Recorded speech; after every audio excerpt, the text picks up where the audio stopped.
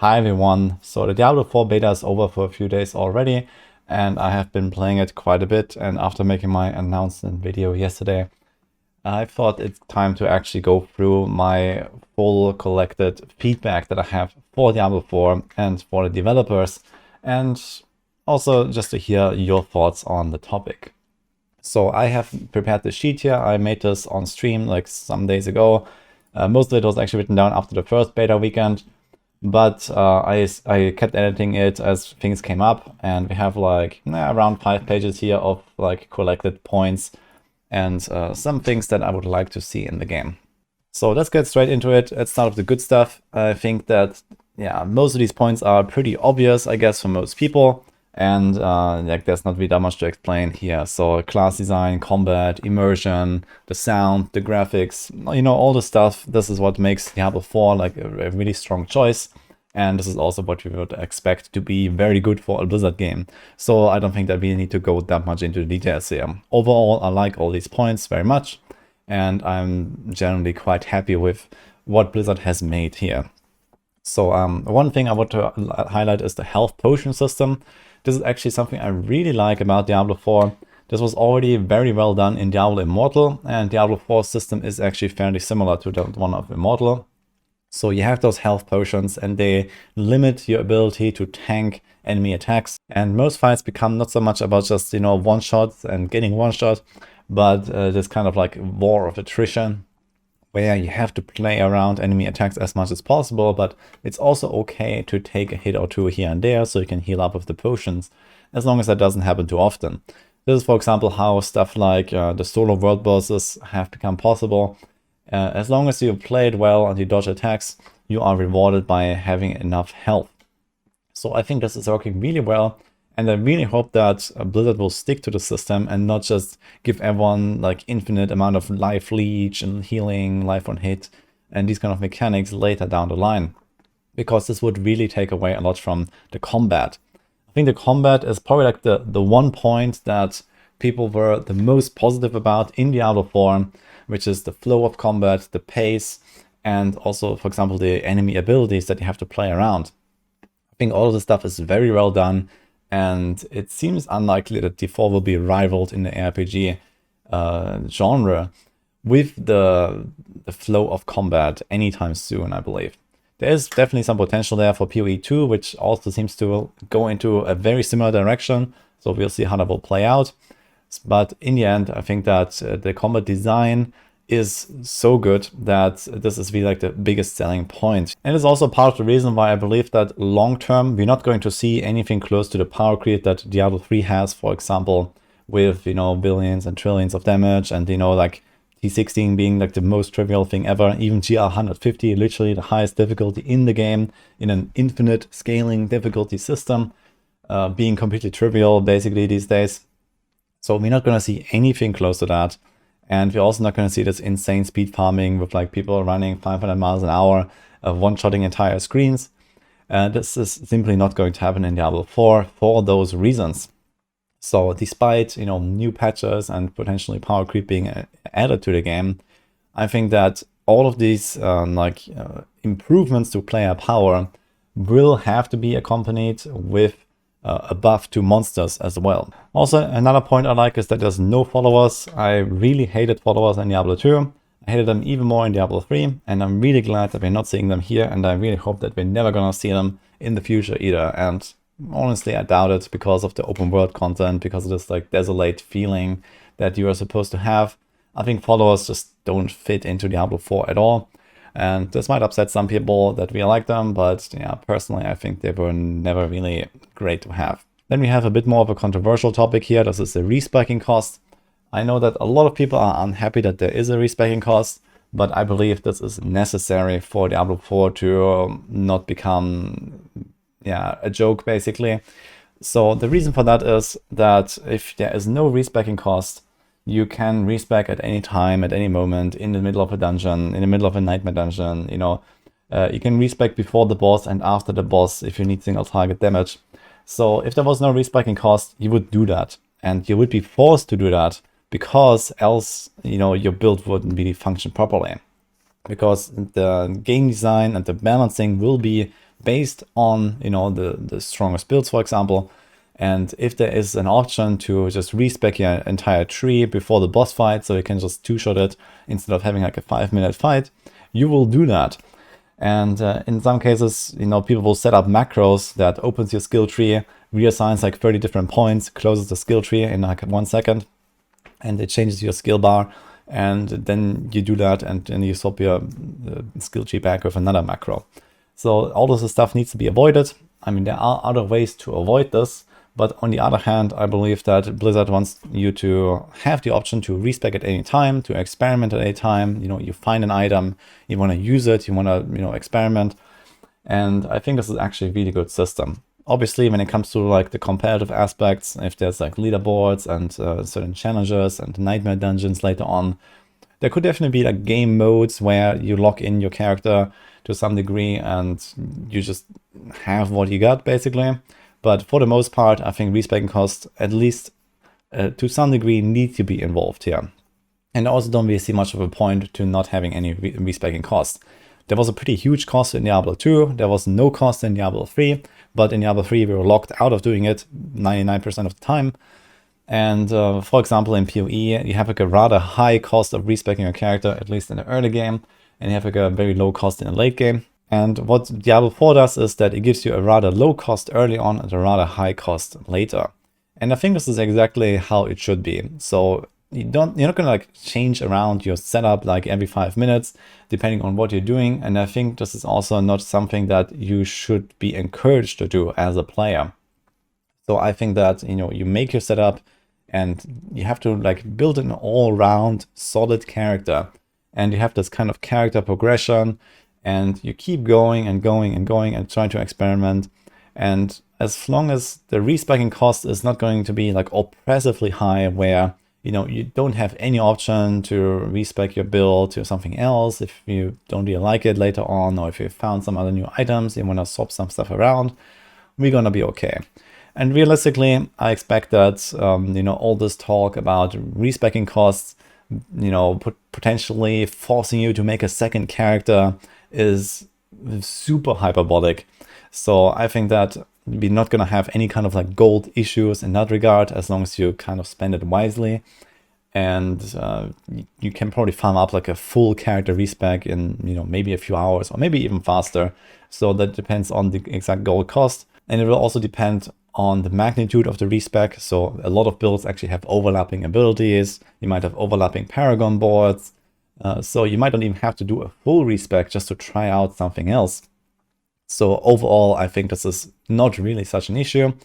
And it should be balanced to be, you know, kind of doable, like a full character respec in maybe a few hours of grinding or so that you do have the option to experiment with various builds later on. Then we have the enchanting costs. So this is basically a copy-paste of the Diablo 3 system. And while I generally don't like that idea, I think that it is actually fine in Diablo 4 because the costs are extremely high. So you might have noticed this in the beta. You just cannot reroll your items very much. And I think this is great because in Diablo 3, this is like the worst system ever, where you stand there for like half an hour trying to roll your item to perfection. And I think that it's nice to have the option to potentially improve your item, but it should not be something that is mandatory for you to do for like, you know, half an hour every single time you find a new item. So this very high cost is exactly needed. And lastly, another good point is that yellow items are not the best items. So we know that yellow items are tradable and legendaries are not supposed to be tradable. And this allows you to kind of get some really good items that you would like for your build through trading, through third-party, you know, websites, etc. But those are never going to be exactly the right stuff that you want. Also, yellow items are much cheaper to reroll, so this goes into the enchanting costs here. So legendaries are even more costly to reroll. So you have the potential for a legendary item to be way more powerful because it has an extra stat and because it rolls potentially higher stats than yellow items. And I think this is exactly how it should be. So usually you can try to get like the 3 best stats, and then the 4th best stat is maybe not really that impactful anymore, but it is better to have a legendary. Now, currently, I'm not sure if this system will actually persist all the way to level 100, or if later on yellow items will actually roll with 4 stats as well. But I think that it would actually be the best solution if yellow items continue to roll only 3 stats all the way.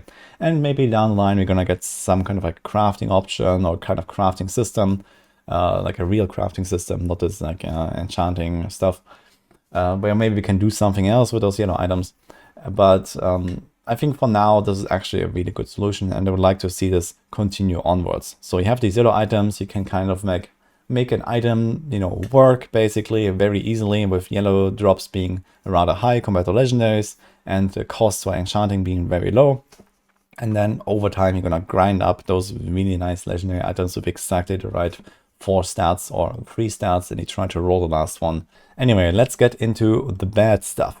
So number one, a really annoying part, and something that I hope that they can fix over time, or maybe do optimizations or something, the loading screens. I think loading screens in ARPGs need to be extremely short to make the game flow, you know, feel great. And while we don't have that many loading screens compared to other ARPGs, they do annoy me a lot. So, you know, like even with a rather fast PC, you definitely have like, you know, upwards of 10 seconds loading time sometimes, and this is just way too long. I hope that Blizzard can do something about this and, you know, optimize, like maybe include like some kind of preloading, you know, when you start shelling a town portal, it can already load the town in the background. Or, you know, as you go towards the next dungeon, maybe it starts preloading a dungeon. I don't know, some stuff like that. That would be amazing, just to have everything a bit more smooth. And basically have the game figure out, like in a smart way, what you're going for next, so that it just doesn't have this downtime. Then we have the lack of endgame difficulties. So in Diablo 4, we have basically 4 difficulty settings. So this is Adventurer, Veteran, and then Nightmare and Torment. Adventurer and Veteran are basically the same, so they go 1 to 50, and then it's 50 to 70, and then it's 70 to 100. So the main problem that I see here is there is no other difficulty beyond Torment. So obviously we don't know exactly how hard it will be, but realistically, at level 100, as you level towards level 100, monsters will be scaling towards your level with a difficulty that is, you know, kind of beatable, you know. So as you go up, I guess things will get more challenging, but the fact remains that there is a lot of progression to be made after you have reached the level cap, but monsters do not actually scale up anymore at that point. So as you level, for example, from 90 to 100, you know, monsters need to be rather weak so that you can actually beat them with the, you know, trash items that you actually have equipped. But then you are at level 100 and you keep progressing and you keep getting better items, you keep finding those uniques, you keep upgrading your glyphs and your paragons, etc. And I think that everything will just become really trivial as you have grinded up a really strong character at level 100. So we already saw this in the beta where people were at level 25 and they were overgeared because of farming this level 35 elite. And they were just like absolutely destroying everything, killing Ashava in like a minute and one-shotting every elite basically in these kind of things. And I think this is gonna become a very apparent problem very soon after launch, with people being just way too powerful for especially open world content. So this is a bit of the free problem that I just talked about earlier, where it will trivialize most of the content that the game has to offer. And I think there needs to be one extra difficulty setting, at least in the long run, that comes behind Torment, that is for level 100 only, with like a pretty decked out character, basically.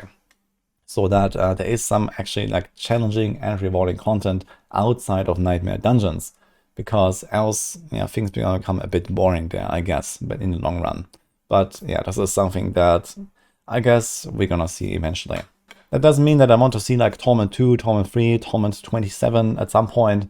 As I mentioned, like the power creep is definitely a concern, but on the other hand, you know, whenever power creep occurs, a buff to the monsters can also happen.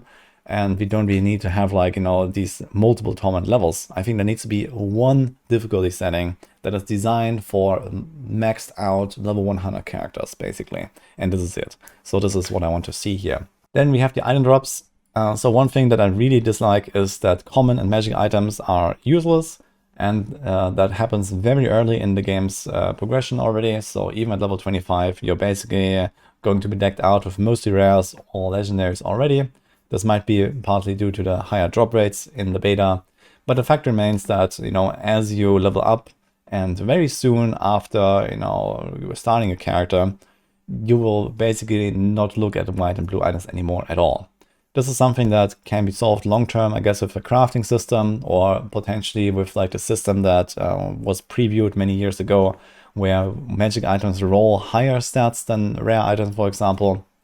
So it would be cool if like magic items can have like 2 different stats and they roll like triple the value or something like that. But I guess we'll see if there's anything coming for that.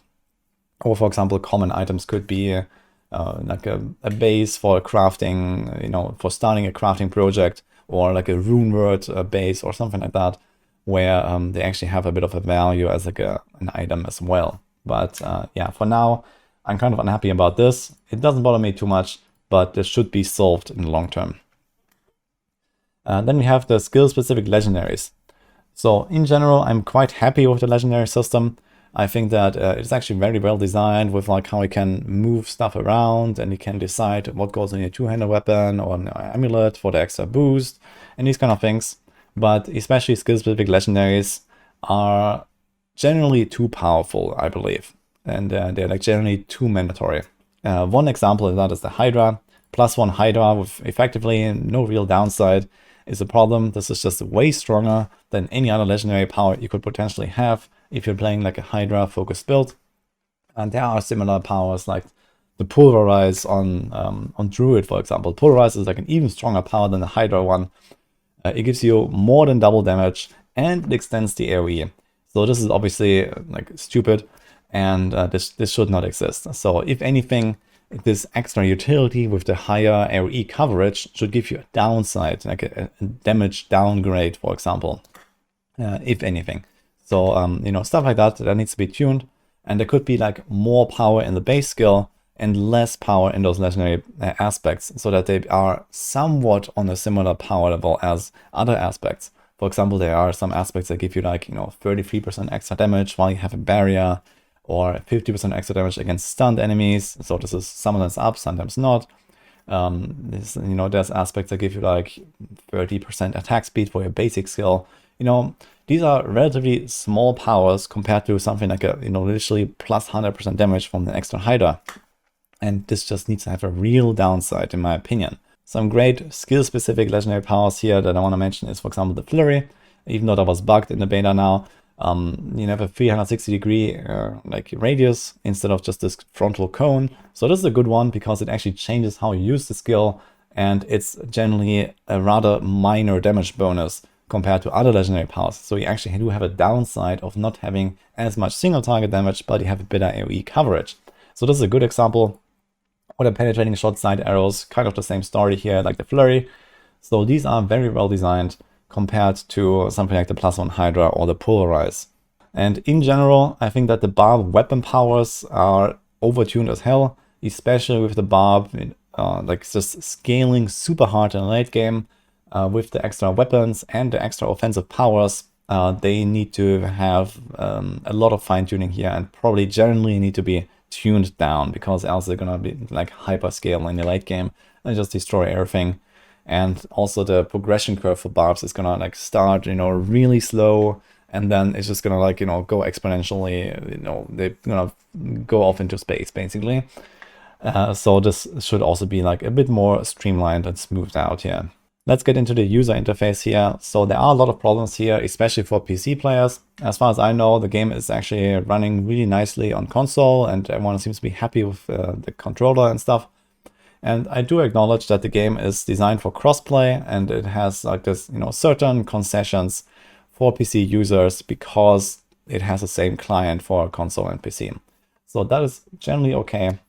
But I think that just because it does have this feature with console, this should not really take away from the experience of PC users. And at least in the long term, we need to have 2 separate menu settings and 2 separate like UI layouts for PC and console, even with the crossplay enabled.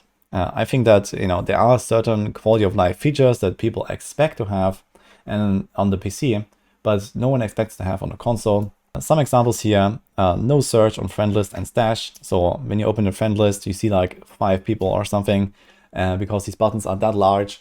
There's no search, you can't filter by name, you can't filter by class, you know. In general, this is terrible. And the same applies to the stash. Like, you know, you have a stash with 200 different items, and you just want to find like this one aspect power that you threw in there at some point.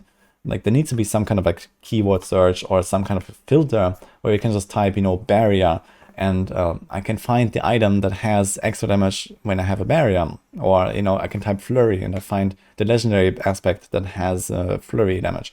So this stuff needs to exist for PC, else it's just going to lead to a lot of frustration. And again, no one playing on console or playing with a controller will be mad that PC has this search functionality, because it just doesn't work on console and everyone knows that. So this should happen. Then no overlay map. I think this is definitely a big downside. When I was playing the game, I constantly had to open the big map to see where I am and, you know, look where I need to go and stuff like that. This is definitely annoying. I can definitely see that being a way worse problem for other people that don't know the way around the map that easily and that are not that fast at, you know, looking where they are and where they need to go and these kind of things. I just did this in split seconds, and even for me it was annoying. So that should happen. Also, what I don't like at all is that character stats need 2 clicks to open. So for some reason, you have this stats and materials window when you open the inventory, and then you click on it and it opens the materials first, and then you have to click again for the stats. And also the stats, when you open them, they show exactly the same stuff that you already see in your inventory, like your current like gold and obols and stuff like that. And also your main stats that are displayed literally right next to it. Just taking up a bunch of space right on the top of the screen, where you have to scroll down and you have to find the stats that you're actually looking for. And if you're trying to do anything like that in the heat of combat, because you want to check a certain stat while you have certain buffs, for example, it is almost undoable. So that should be changed.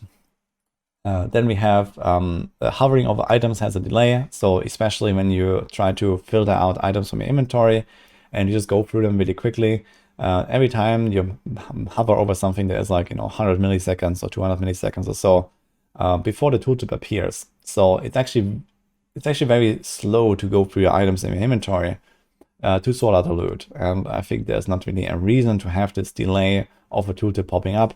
Then I think we need a sell all button, similar to the salvage all button. So the one way to do this is that you just mark them all individually with the mark as chunk.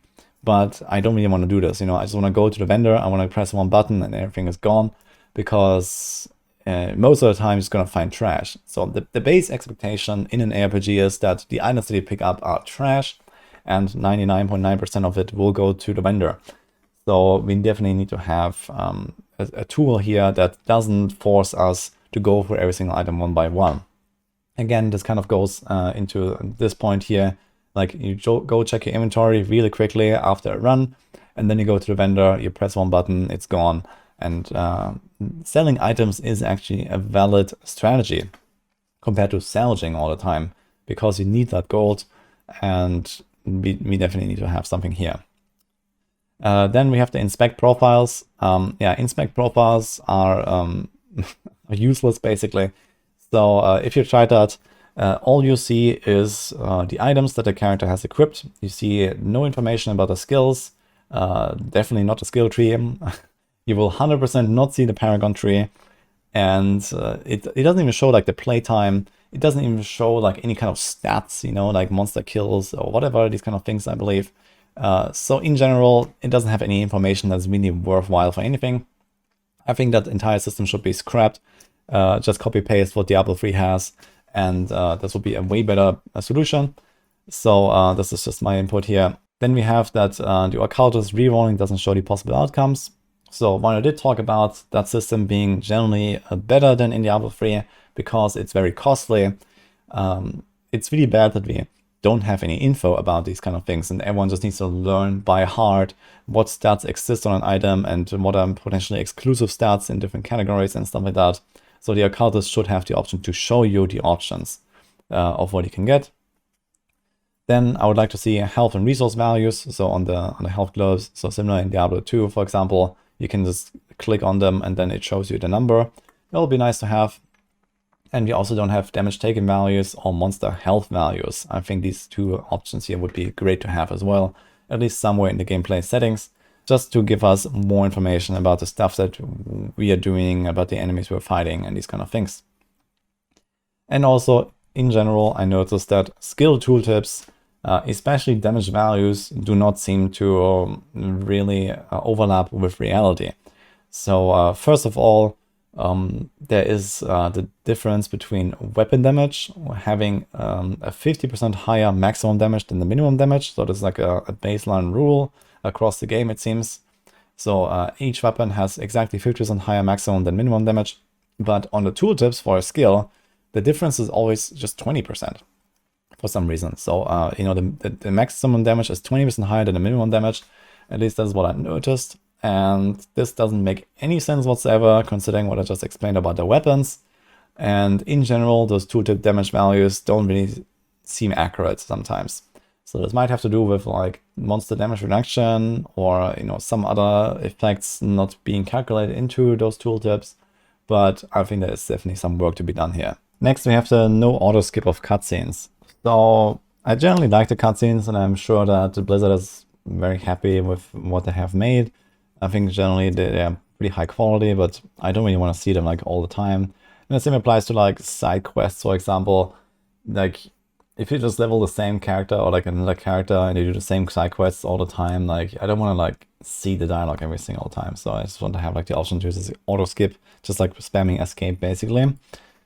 Then we have no crafting system. I already mentioned this a bit. I think that at least long term, we should have some kind of crafting. So this is definitely one of the weaknesses of Diablo 4, together with like the itemization system that some people have an issue with.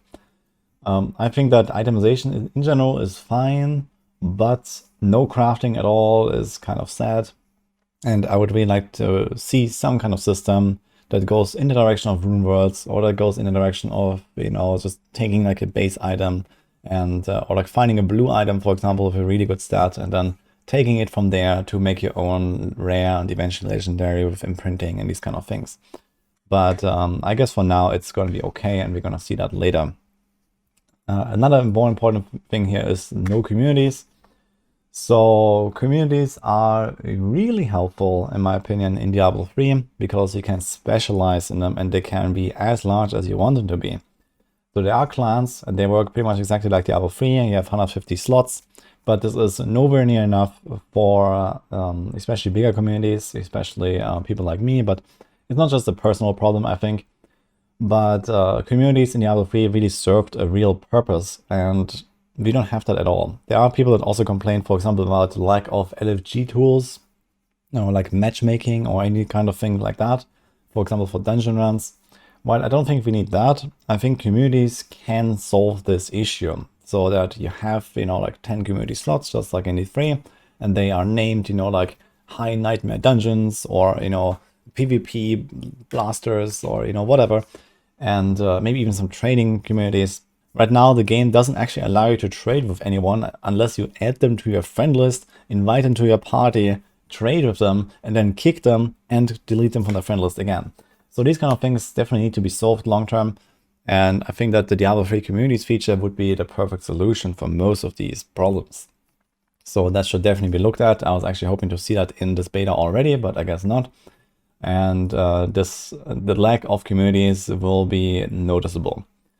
Then we have the no grace period. So this is pretty standard feature of any game, basically. We just need to be invincible when we zone in or out of a certain dungeon or so that we don't get immediately blasted, or when we're lagging, you know, you can't die from something. That's especially important for hardcore.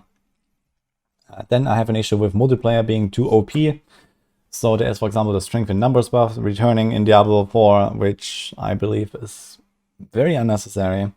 So you do get like an XP bonus for being near other players, and you get a double bonus, I believe, when you are actually in a party with other players. So in general, group play is always better in these games. That definitely applies to Diablo 4 as well, I believe. Group play is just going to be more efficient because you can spread out, you have party synergies, you can, you know, build around that basically. I don't think we need to have an XP bonus to kind of like force people to speed level in parties. Then we have some stuff like, for example, enchant slots, like the fireball proc working on party kills. That seems very strange to me. We have leeching of XP and loot from other players. So this is something that happened in the beta, for example, with this level 35 elite that people were farming all the time. You could literally just stand there AFK and come back like half an hour later and collect all the loot, even though you were not even grouped with anyone. So if you're not in the party, you should not get rewards, basically. So just standing there AFK and collecting loot can definitely lead to a lot of problems with people abusing that system. You can just stand there like next to some, you know, event spawn, for example, make a character invincible with some life regeneration or whatever, and just leech all day long, basically. So that should be fixed.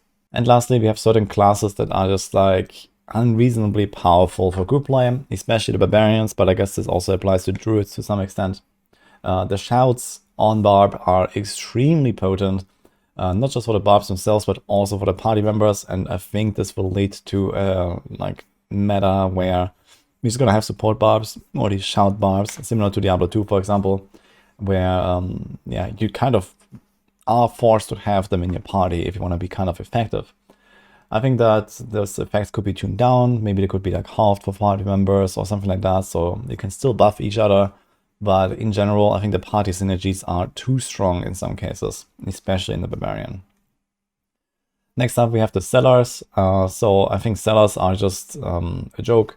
I think that it would be way cooler if they were on like a very long reset timer and you cannot like influence that, but they were like way better on average. So that you come across a seller and you actually want to go in and, you know, you're excited to find something cool in there or so, like a cursed chest or some goblins or something like that. Maybe some boss fight even, you know, maybe there's like some huge boss suddenly in the cellar. I don't know. Just on average more cool and more rewarding, but not resettable. Because if you have the option to reset them and they are actually good, then this is what you're gonna farm all day long, because you're just gonna go in, you have an instance, you reset it, you keep farming it all day long, and this is extremely boring.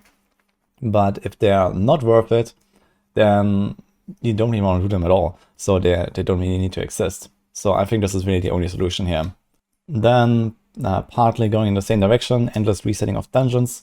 Now I think this is mostly an issue of the beta, being the beta and capped at level 25. I think that in the full release this is not going to be such a problem, because you do have other things to do. So when the game comes out, first of all, you have to do a campaign. You're going to be probably like around level 50 by default from that. And in general, whenever you start at least a new season, your first character, you will not farm dungeons, I guess. You're just going to do like renown objectives, go all around the world, find the altars, you know, get all your progression done. And just farming the same dungeon over and over is probably not the way. But it will be the way for like secondary characters especially. So once you make your second, third, etc. character, just farming the same dungeon over and over does become quite boring in my opinion. And there should be maybe some kind of incentive, or maybe like a limit to how often you can reset a certain dungeon or something like that, so that you don't do this all the time, just run like more vote all day long or something like that. Then I heard from some people that they were getting kicked out of their own instances in outdoor zones. So for example, in the world boss. Apparently what happened is that people were fighting the world boss with like, you know, 10 other people or so, and the instance limit is 12. So someone invited more people to their own party, and those people joined that person that invited them. And then people were literally getting kicked out from their ongoing fight against the world boss, because the zone's player limit was reached. So I didn't experience this myself, so I can't really say much about it, but apparently this is what's going on, and this should definitely be like limited or fixed or something like that. It doesn't sound like there's really a good, easy solution to this, but realistically, I guess the player limit should not be exceeded in any circumstance, and instead maybe the person that made a party should, you know, like join the others basically, because they initiated the whole problem. One problem that I also saw with the world bosses, for example, is that they are generally too easy. I think the main issue here is that there's unlimited resurrections. I guess this also goes a bit into like this multiplayer as OP stuff, because you can just like resurrect everyone all the time. But yeah, for world bosses in particular, they're like more of a loot pinata than anything. I do understand that a lot of people had issues with world bosses in the beta, but this was probably also because, you know, you didn't really have like a full build, you didn't really, you know most of the basics of the game and these kind of things. But later on, especially, people are not really going to have much issues with those world bosses anymore, I imagine. And they're just going to be like relatively boring. You just go there, you blast them down with a bunch of random people, and that's it. I mean, if that is the intent, okay. But I think they could present a bit more of a challenge, especially later on. So maybe that will happen naturally, maybe not. Just, yeah, especially the infinite resurrections, I guess, is something that is a bit of a problem. I think it would be fine if even on softcore you have like maybe, you know, 1 death or 2 deaths or so that are allowed, and then you're kind of out or something like that, to kind of prevent leeching and also have people try a little bit, so that you'd actually kind of like filter out the people that are generally too weak and would just be a burden for the rest of the people present. Then there's the kill all enemies objectives in dungeons. So generally I'm kind of fine with the objectives in dungeons. I like that they give you like something to do basically, and you kind of like know what you're getting into depending on the dungeon you're doing. But the kill all enemies, while I didn't have that much issues myself, I did hear this very often that people didn't like this kill all enemies objective, and maybe this could be, you know, a little bit more lenient, just requiring you like almost all of them, and maybe it could be reworded or something like that, so that you can skip maybe a few, and it's not so cumbersome to like backtrack and find the last guys. And lastly, one thing I really don't like is that legendaries appear in your stash. So when you farm and you don't pick up legendaries, they will actually get mailed to you, and you can just take them out of the stash. And first of all, this reminded me straight up of Diablo Immortal. So I would really like to not have, you know, too many references to that game. And in general, this doesn't make any sense at all, in my opinion. So if you grind, you should pick up the loot, and you should not promote a meta where you just, you know, run and everything dies behind you and just don't care about it, and then just later you have the item. I think there should be this kind of cost of, you know, going to the defeated enemy and picking up the item. And if you don't want to pick it up, well, tough luck, you know. So it's not like you're losing out on anything. And it's just like, you know, part of the game cycle, and it's like a much more immediate reward feeling as well. I think that getting it mailed to your stash and then having just like kind of like delayed gratification just doesn't really feel good, and that should be solved, in my opinion. I do have a little bug list here, so this is quite small. This definitely doesn't have all the bugs. It's just like some stuff that I wrote down here, and I'm sure that Blizzard is aware of pretty much all of this anyway. But in general, I mean, the game is very polished, so there's not really like any real, like, you know, crazy game crashes, game-breaking things. Obviously, we might discover like insane builds and these kind of things, but overall, you can definitely tell that the game has seen a lot of iteration, a lot of testing, and yeah, stuff generally seemed to work really well. So there was nothing like really like, you know, broken or so, but yeah, just a little list here of stuff that causes some issues, I guess, and that should be fixed. I guess, yeah, there's like this list of 1,000 things that Blizzard is working on. So I'm not going to go into the detail here now. What is more important is this list here that needs fixing. So you might have seen my video about hardcore being a complete joke in Diablo 4, and it seemed like from the comments that a lot of people were actually not really aware of how things should work and how things are designed. So let's start from scratch. So number one is, on hardcore, you have 1 life, you die, that's it. I guess this is pretty obvious. And the way that Diablo 3's hardcore system worked was that if you leave the game, your character will stay in the game for 10 seconds. We have a similar 10-second leave game timer in Diablo 4, but in Diablo 4 you can actually walk around, as opposed to Diablo 3 where you just stand still and you have to wait those 10 seconds until you're out, and there's no button to leave the game early. In Diablo 4, you can press leave game now, and it seems like your character gets immediately deleted from the game world, and you're actually out of danger immediately. So this brings us to a meta that is more resembling PoEs, like instant logout macro meta, basically. But compared to Path of Exile, Diablo 4's combat is way more slow-paced and way more designed around this attrition war that I mentioned with the health potion system, for example. So in PoE, you are intended to get one-shot by certain things, and I don't see this happening that much in Diablo 4. It's much more this kind of like, you know, don't do too many mistakes kind of thing, where you just kind of like slowly lose life, you slowly lose health potions, and if you do that too often, then you're just running out of healing. So this allows to have actually much better combat and a much better, like, you know, back and forth between the player and enemies. But if you have this instant logout stuff, you effectively cannot die in Diablo 4. And I actually tried this out, and I could not kill my character.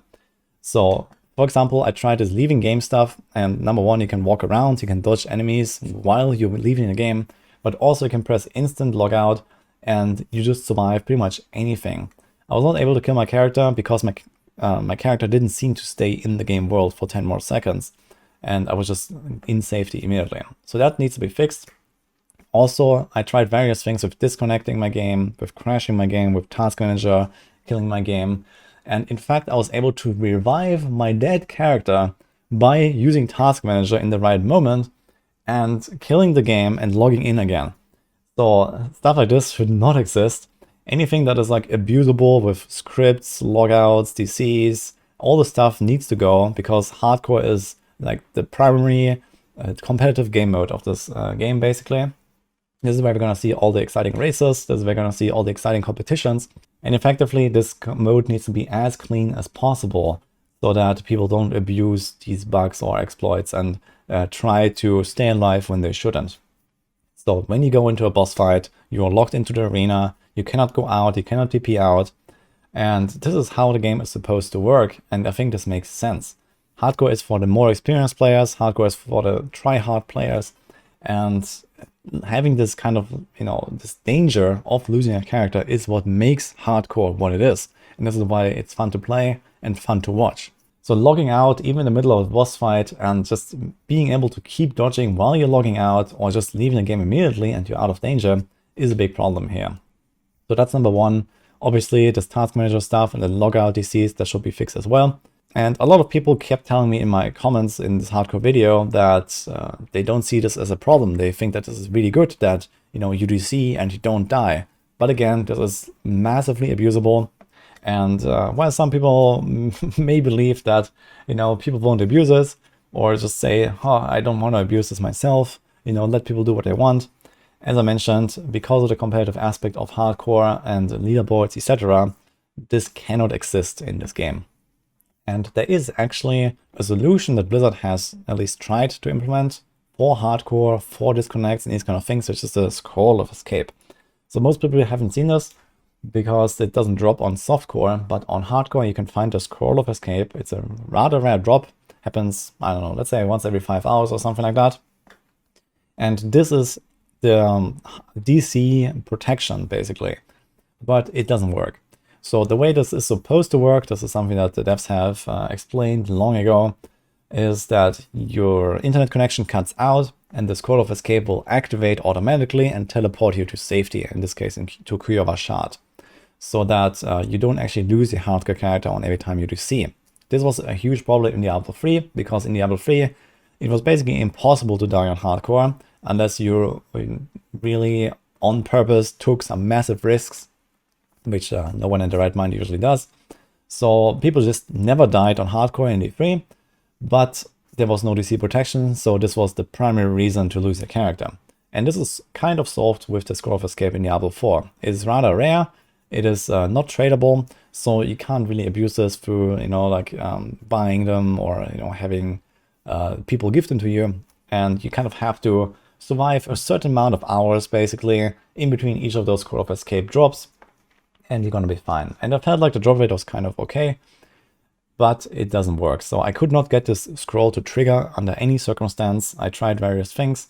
I always kept it in my inventory. I was never ported to Kuyowa Shard, or I was actually ported to Kuyowa Shard because I logged out in a dungeon and for some reason it just puts you in the town and not like the start of the dungeon, for example. So I effectively got the scroll of escape effect by DCing my game without actually using one. So that needs to be fixed, and the scroll of escape needs to activate exactly when you DC or crash your game or something like that, so that your character is safe.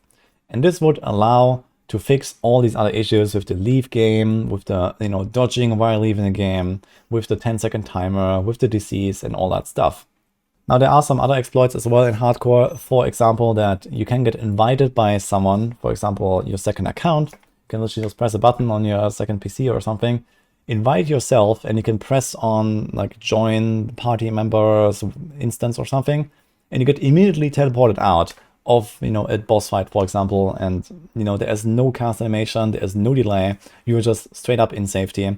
So this is one way to kind of exploit that system as well and get out of danger without having scroll of escape. So this needs to be fixed as well, at the very least on hardcore. But I think in general that because of what I mentioned with multiplayer being way too overpowered, it would make sense that there is kind of like this cost of at least casting a town portal and then joining your party members, for example, because that kind of like reduces the difference between solo and group play a bit. And at least something needs to be done here to make this less abusable. And for example, you can also do this even in boss fights and arena events where you're usually locked out from teleporting. So this also needs to be fixed. And yeah, we can just add some kind of cast time to this or so.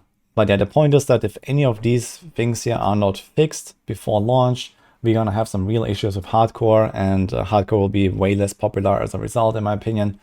Basically, all of the competitive players will not really have like anything really prestigious to strive towards. This will like just lower the interest in the game as a whole, I guess, because a lot of those guys are actually like, for example, big streamers like myself, etc., that would really like to blast on hardcore. And it's kind of like a joke in the current state, basically. So this needs to be fixed. And finally, the last point for hardcore is that cheat devs exist in Diablo 4 right now, at least one that we know of, which is the Flame Shield enchant on the Sorcerer. And while it is a rather large cost to having this enchant, you don't necessarily need it all the time. You'd rather need it only for, like, for example, some tough bosses or something or whatever. And the thing is that this will guarantee that you can never die because of this like insta TP and the scroll of escape. Like you just never gonna die because you can get out of danger immediately after you have procced. And I think that this Flame Shield enchant and potentially any other cheat dev that exists in Diablo 4 should be removed and replaced with something else, because it's just gonna like set the precedent that cheat devs exist. This is exactly what happened in Diablo 3. Back in vanilla, Witch Doctors was the only class that had Spirit Vessel, a cheat dev passive that allowed you to skip death and get out of danger. But in D4, this is like, you know, really on crack because of this insta logout and insta TP mechanics that the game has right now. So all of this needs to be fixed, and I think cheat devs should never be a part, at the very least, in hardcore. Next up, we have certain defensive mechanics that are a problem that is kind of connected to this hardcore issue, but not entirely. So there are some skills, especially Challenging Shout, that is the biggest offender here, that allow you to potentially become completely invincible to damage. So to a lesser degree with Dark Shroud and maybe some other stuff that I don't really know off the top of my head right now. But it allows you to stack 100% damage reduction, because, for example, Challenging Shout starts at 40%, and it gets 5% per rank, so you only need to rank 13 Challenging Shout to have 100% damage reduction, assuming that the scaling continues linearly, as we have seen. So this is a huge problem, and rank 13 doesn't even sound like it's going to be so hard to achieve with the extra skill ranks that you can get later from your amulets, from some items and uniques and stuff like that. And there are also, for example, certain mechanics on the Barb that increase the uptime of a Challenging Shout so that you can potentially have 100% uptime on full invincibility. So this is a problem. We have seen this in other games. We have seen this in Diablo 3. People, you know, playing with perma smoke screen and these kind of things. And this is going to be the same stuff all over again. In general, I think that this exponential scaling of defensive mechanics should not be a thing. So there should always be some multiplicative scaling, so that you know, every rank on Challenging Shout or Dark Shroud, for example, adds 5% multiplicatively. So it goes from like 40% to like 44%, and then, you know, 47%, and then 50%, etc. instead of 45, 50, 55, 60, etc. until you reach 100%. Because it makes every single rank towards the later stages even more worth until eventually you become immune to everything. So that needs to be fixed, and it needs to become multiplicative. In the same vein, we have these perma immune builds like the Blood Mist and Corpse Explosion Necro. I'm pretty sure this is on the radar already, and this will probably be deleted from the game. But I just want to highlight this here again, that yeah, stuff like this, you know, it will be troublesome, you know, under various circumstances. PvP, high nightmare dungeons, you know, people's gonna make like these glass cannons and completely ignore defenses, and it's not gonna be like a very fun experience, I believe. Then we have some other issue, which is the instance hopping. So people have done this on the world bosses, for example. So you were able to like log out and log back in, or TP to town and TP back, and you would join another world boss fight. So I think there should be some kind of like lockout basically, so that you don't have to do this and found like the same world boss like 20 times over. Yeah, same with like, for example, farming rare spawns like this level 35 elite, or farming events. So they're all kind of shenanigans, and the game needs to kind of like recognize when people try to abuse the system, so that you can't just instance hop all the time and just stay in the same place. I think it's like way better if, you know, you're more incentivized to go around the world and find stuff and explore stuff, instead of this, you know, super high efficiency teleporting around and trying to skip this event timer and go into the next instance and these kind of things. Next point is the animation canceling. So you have seen this in some videos. I also tried this out, and it does work. So you can skip like part of the animation on some attacks to have a higher attack speed overall. We have also seen this in the past, for example, in Diablo 3, which was patched out. So that's a problem, and it also leads to potentially like a meta where people need to macro certain things, and they can like achieve the better DPS uptime or something like that. So animation canceling in general is not bad, with like, you know, the return animation being cancelled, so you can move between your attacks, the stutter stepping and these kind of things. This is fine the way that it works, for example, in D3. And in general, it didn't really seem like such a huge problem, but the fact that you can get to higher DPS because you have more attacks due to animation cancelling is a problem. So that needs to be addressed. Another thing is that fresh characters cannot use the Occultist until level 25, unless they complete a new dungeon that you have not collected the Codex power from. But if there's no dungeon anymore, you cannot do it. So I think this should just unlock whenever you complete the first dungeon, because otherwise you just have to do like this relogging to another character and then use the Occultist and then relog back. It's very cumbersome, and there's no reason to have this limitation, in my opinion. Then we have the skill tooltips. I already mentioned them further above. So that should be generally taken a look at. There was an issue here with summoning monsters on top of other enemies could bug them out. So I think maybe when the collision boxes overlap or something like that, it caused the AI to break. We've seen some clips, for example, you could just get Butcher stuck, for example. You just summon a corpse or summon a skeleton right in the moment when the Butcher is standing on top of it, and it would bug out the boss, or it would bug out Butcher or something like that. So there seems to be something worth fixing here. And lastly, widescreens. So we've also seen those insane teleports with widescreens where you can go way further because you see more on the sides. And this needs to be addressed as well. There needs to be a more reasonable max range so that people are not too incentivized to get widescreens. I don't really mind people seeing a bit more on widescreen, but the fact that they can actually go further and have more mobility, and potentially, if you want to do any kind of speed running or something, this could be a problem. So there should be no advantage here. So I think part of the solution here would be to put a more reasonable max range on these skills. And another part would be to just like allow us maybe more zoom levels, just like zooming out slightly so that we see a bit more would also bring us closer to what widescreen users have been experiencing already.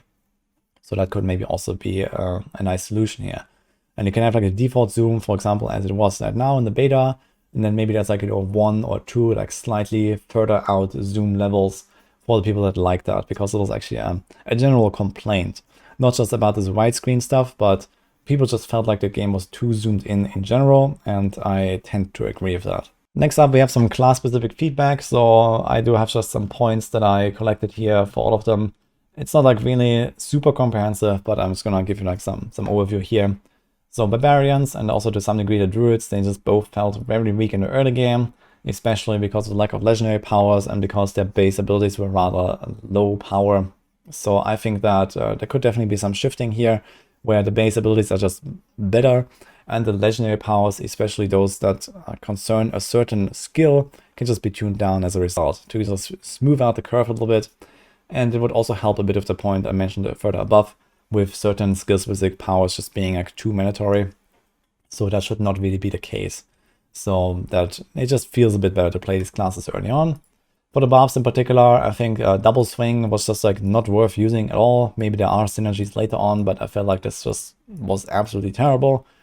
Challenging Shout I have mentioned with this exponential toughness scaling that should be looked at, and maybe the scaling of the extra ranks should be different. It should not be like extra damage reduction perhaps, to not make it like such a mandatory choice and a mandatory investment later. For example, on a Druid, I believe there's this debilitating Roar, and that one just gives you a flat 50% damage reduction, and I think it just scales the cooldown and the duration or something. And maybe Challenging Shout could become similar. And maybe something with Dark Shot could be done as well, so that you don't have these like absolutely mandatory late game investments here. I also felt like in general the utility spells on the Barb were not as good as they were, for example, on the Rogue. Rogue was really nice with all the different tools you can stick into your build, with traps and smoke grenade and you know, these different imbuements. So there's a lot of cool stuff on the Rogue, and I felt like on a Barb I was just usually going with all the shouts and maybe an ultimate, and that was my build. And I felt like all these like fun abilities were not really as good as they could have been, so they could maybe see a bit of a bump or a bit of a nerf to the shouts. Then we have like one key passive here, the Unbridled Rage. This is 135% extra damage for your core skills, but 100% extra cost. This is just broken, so this is gonna be way too OP. The extra cost does not really produce a big enough downside here for how busted this passive is. I think that most Barb builds will be centered around this passive, especially because you have other legendary powers that synergize with very infrequent, very hard-hitting attacks. For example, the Expectant legendary aspect, where you use your generator and then you attack a few times and you get extra damage for your next spender. Or you have, for example, the Upheaval power, I believe, that also goes a bit in that direction, where when you're at full resource and you generate extra resource, it boosts the power of your next Upheaval. So we have like this multiple, like overlapping, stacking damage buffs, and you just have like this key passive in the end. People are gonna crit like in the millions already at level 30 or something. So this probably needs a bit of a redesign. And yeah, I think also, as I mentioned above, shouts for party members are just too good. So that should also be addressed a little bit. Then we have the Druid. So I mentioned the early game stuff. The tornadoes do have a lot of issues with not spawning properly in narrow areas, in stairs. Either they don't spawn at all, or they despawn immediately when they hit like a corner, or also when they try to defeat certain structures. They were really clunky on that. Sometimes they would spawn out of bounds on the roof of the map or something like that, so that needs some looking at. Yeah, some powers are way too powerful, like this Landslide, Lightning Storm, Polarize. You can add that here as well.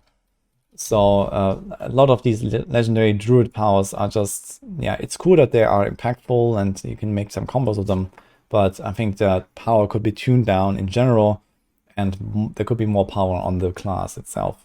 Then you have the Necromancers. They are just like completely busted in the early game, so I think that because they have these extra skeletons, they are just like stronger than usual. And maybe the scaling of the skeletons could be adjusted a little bit to be like a little bit less impactful early on, and then maybe more impactful later on, because you could already notice the skeletons like scaling down if you don't like heavily invest into them at level 25. So I'm kind of doubtful about skeleton builds being like really good later on, but we'll see. Maybe there's like more synergies. But a bigger issue that I found was that Necromancers in general didn't really have a lot of abilities compared to the other classes. So they do get like the free Golem and the Summon Skeleton, but probably most builds will actually sacrifice both of these. So you're not really gonna use them. And then, yeah, there's not really that many skills on the tree that you really want to use. So you have your basic and your core skill, and you have no mobility skill whatsoever. You have not really a large array of defensive tools, like, for example, the Druid or the bars or their shouts and these kind of things. So I don't really know what to put on my bar. There are those two curses, and I didn't really like either of them, to be fair. Decrepify is kind of useful, but it doesn't really work on the boss. So yeah. And yeah, if you don't want to use Corpse Explosion and you don't want to rely on corpses very much, yeah, there's almost nothing to put on your bar. So at least long term, there needs to be some improvements here. I also felt like the sacrifice effects were generally rather low, but on the other hand, I just mentioned that most builds would probably sacrifice the minions anyway, so maybe it's fine. And then I felt like Bloodlance was like the only core skill that was not really worth it that much, but maybe that's also going to change. Then we have the Rogue. So overall, I really like the Rogue. It felt good to play with pretty much anything I've tried, and it felt relatively powerful, impactful, fast, etc. So it's really nice. I actually gave it like the highest ranking for fun in my class ranking. There's one ability in particular that I felt like has no use almost, which is Rain of Arrows. It's very slow, clunky to use, has a very long cooldown. It does basically no damage, and I don't really know what's the purpose of this thing. So it is kind of nice to like walk into a big room of enemies and just knock everything down, but that knockdown occurs like after like 3 seconds or so. So way too late. If anything, I think the knockdown could be moved to the first wave and not the second wave of Rain of Arrows. That would already help it to make it like a bit more of like a panic button. But yeah, maybe there's going to be some stuff later on that is going to be good for it. Outside of that, I think like basically any skill had like a reason to exist. So that's kind of cool. Then I felt like Poison Imbuement, just not really scaling properly is a bit of a problem. So it seems very good in the early game, and I think that later on, Poison Imbuement will just become kind of like an activator for extra 15% damage reduction, and that's it. So I could already notice this at level 25, Poison just not really doing that much anymore, because it doesn't work with crit, it doesn't work with combo points, it just doesn't really scale. And there could be maybe some more tools here, or it could like work with crit, for example, or something like that. Then we have Caltrops. Yeah, I like Caltrops, but it would be nice if there was some option to also make it more like melee viable, so that you can just drop it under your feet, similar to a trap, and you don't have to just jump all the time. That felt rather annoying and was like the main reason why I didn't want to use that skill. And we have the inner sight meter, which just could be displayed a bit differently. So we have this little gauge next to the energy bar, but this is like not really good enough. And you need to be aware of when the proc happens, in my opinion. So this could maybe be tracked in some other way that is a bit more obvious. And then we have the Sorcerer. So I tried a lot of things with Sorcerer. I played like 8 different builds or something like that. I did try a lot of things with the enchantment slots. In general, I believe that most of them are gonna actually have their reason to exist, and they can potentially enable entire builds of their own, like the Meteor or the Ball Lightning enchants, for example. So there's definitely really cool stuff and combos you can do. One in particular is the enchantment for Incinerate, which is just terrible. So I made like a meme video about this already. That needs to be redesigned straight up. Then we have Frozen Orb. I felt like it's just too weak of a skill. It feels kind of nice to use. I like that it works similar to how it did in the past in D2 and D3 with like the fixed distance travel, for example. A lot of people say that they would like Frozen Orb to explode where you aim it, but I actually disagree with that. I think this is kind of what makes Frozen Orb what it is. But yeah, it has like this huge area of effect, which forces the skill to be rather weak. And I think this could be like, you know, flipped a little bit. A bit less AoE, a bit more damage, so they can actually use it a bit for single target damage. Then we have the lightning builds. I think they could need a bit more help with like extra crit scanning from the tree, for example. I felt like they were too reliant on like stacking like endgame values of crit to be really good. While lightning was kind of good in the early game now with like the really high damage values it had by default. Yeah, I felt like either it's gonna turn out really weak in the late game, even with all the investment you have, or it's just gonna be like completely busted once you have everything, and it's gonna like outscale everything else. So there seems to be like, you know, either those two extremes and not really like a good middle ground, at least from my expectation here. And lastly, I felt like while the class does have a lot of key passes, 2 for each element, so a total of 6, there's not really anything that really benefits like the mixing of elements. So I think that at least down the line, this would be something worth exploring, maybe adding 1 or 2 extra key passes that allow you some kind of like synergies between elements. So the only one that comes to mind for me right now is like Shatter, but for that you also need to have like Frost Nova in your build, for example, or so, to really make use of that. but almost every single key passive on the Zork is actually completely tailored towards a single like element, basically. So that could probably be adjusted as well. And then we have a Flame Shield. So I mentioned that as well with the hardcore stuff, so this needs to change here in my opinion. And that's also pretty much it for my feedback for the game, for what we have seen, and just stuff that I think needs fixing. Let's get into my wish list. So I do have like some stuff here that I think would be nice to have, starting with the UI. So I did talk about the UI being pretty bad in some aspects. So there could be more customization, or maybe at least different like loadouts, basically. For example, we have like the central UI for the PC, and we have the corner UI from the console, and you can choose between them, which is kind of nice.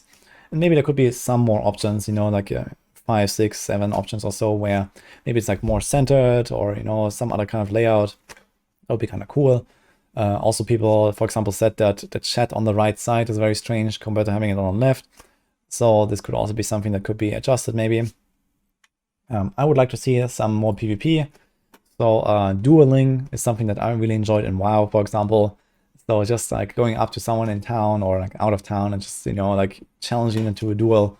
That would be pretty cool. I think that would be kind of nice to have, just for the fun of it. A damage log would be interesting. So kind of like a death log, or, you know, just like checking, you know, how much damage you actually did. Would be very helpful with like the theory crafting and like trying out various options for your build, so you can actually check the numbers directly when the tooltip is lying to you and these kind of things. So having like an option to pull it up would be great. DPS ranking on world bosses. So that's just like also just for fun to kind of like, you know, see how your character is evolving over time, and also just see like the contribution basically, and you can kind of like feel good about it when you perform well, I guess. Because world bosses are kind of like these punching bags. They're kind of like our, you know, DPS dummies, so to say. So that would be kind of fun to have. I think that debuff timers, or debuffs in general, are not communicated like as well as they could. While we do have some really cool stuff like the health globe design, where you can see debuffs on your own character, like poisoned and vulnerable and stuff. You don't really have a timer for them, for example, so that's a bit of a problem. Also on the enemies, you don't see how long debuffs will last usually, so you just see like, you know, for example, the health bar taking down when they're burning, or you see that their health bar is purple when they're vulnerable. But in some cases you have like, you know, RNG effects, and you don't apply vulnerable reliably with every attack. For example, Storm Strike on Druid or so. And whenever I was hitting an enemy with that, I never knew, did I just reapply vulnerable or not? Like, can I actually just like spam my tornadoes now, or is the vulnerable gonna drop off any second? So that is a bit of a problem. So it didn't really give you like any info if you reapplied the debuff, for example. And then we have pet attack command, or some kind of like aggressive and passive mode. That'll be useful maybe, especially for Necromancer or like these Druid companion builds, to just kind of like, yeah, in general, give them a bit of like a certain behavior. SOF mode, I mean, that is definitely unlikely to happen, I guess. But what I would like to see is at least some kind of like way to have unofficial SSF, for example, through achievements that, you know, unlock for each character, like join a group and trade with other people and these kind of things. So we could at least have some kind of verification method for our own competitions. Leaderboards for seasons, I mean, this is coming, I know, but we need more info, and hopefully we get enough leaderboards and enough interesting ones. Long term, I would really like to see Uber bosses. So, for example, when I did the solo Ashava stuff, that was really fun, and I think that this is something that Blizzard should be working towards, and at least in long term, making those world bosses accessible as a solo fight, for example, in an instance. And maybe some, you know, really beefed up campaign or dungeon bosses as well. You know, there could be a lot of options here. You can give them, you know, more power, more health, more speed. You can give them extra abilities. You can give them random affixes, whatever, right? So there could be a lot of really cool stuff here. One thing that I'd also like to see is a full fresh start option. So right now you cannot create a character and not have the bonuses from Renown or the altars and these kind of things. So this is a bit problematic if you want to try, for example, you know, speedrun or a season start practice, for example.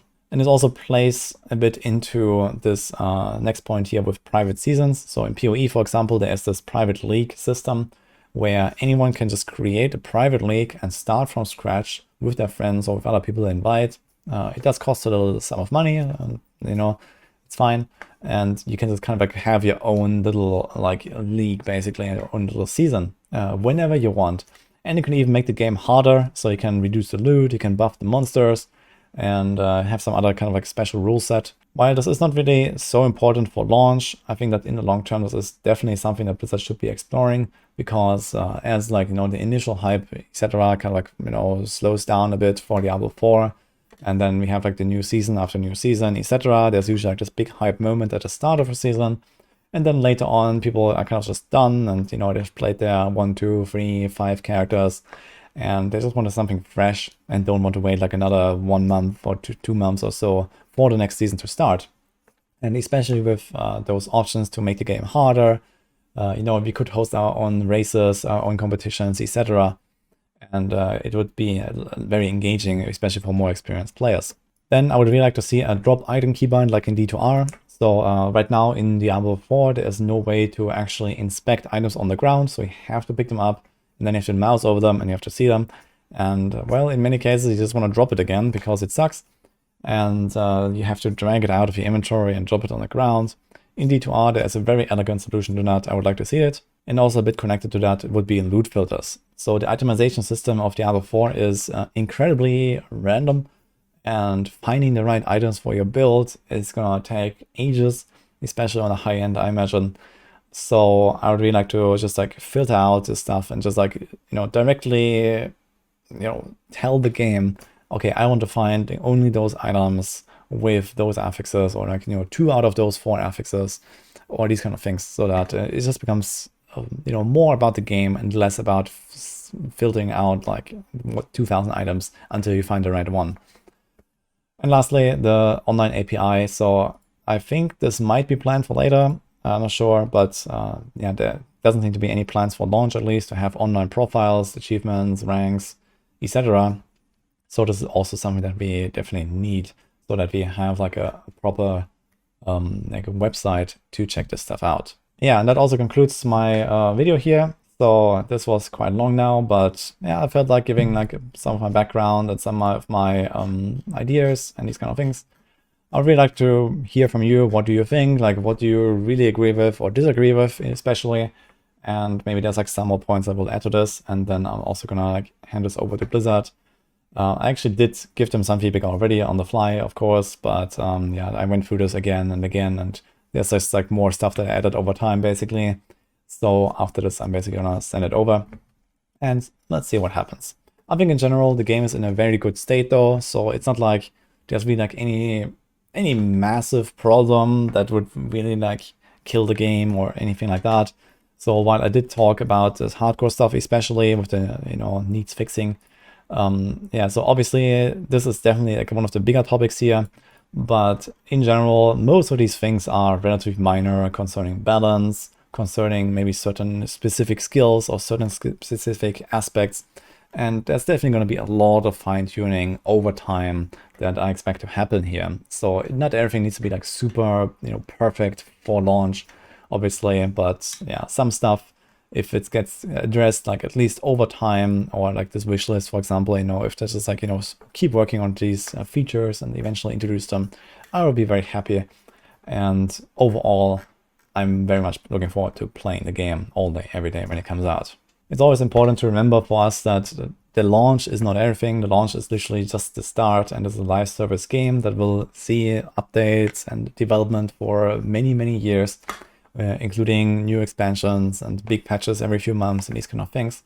So a lot of these points might even change for release already, or they might change in season 1, they might change in season 2, you know, all this like class balance stuff that I mentioned, for example. This is just a snapshot of the beta that we know. And yeah, this might be completely different later on. So yeah, while I'm not really like bored with Diablo 3 or anything like that, I always find some fun stuff to do. I'm also really glad that Diablo 4 is coming now, and that we are, you know, moving forward, and especially with, you know, those big seasonal updates that Blizzard has been promising us. and just like all the stuff to explore, all the stuff to try when the game comes out is going to be an absolute blast, I imagine. And as long as Blizzard uses the time that they have now until launch, and then, you know, in the post-launch, the first update before Season 1 or something, and, you know, going from there, basically, I think this is going to be a great experience all around, with some stuff being a bit wonky early on, but over time it will improve. So that's it from my side. Hope you enjoyed this video here. Let me know what you think, and I'll see you guys next time.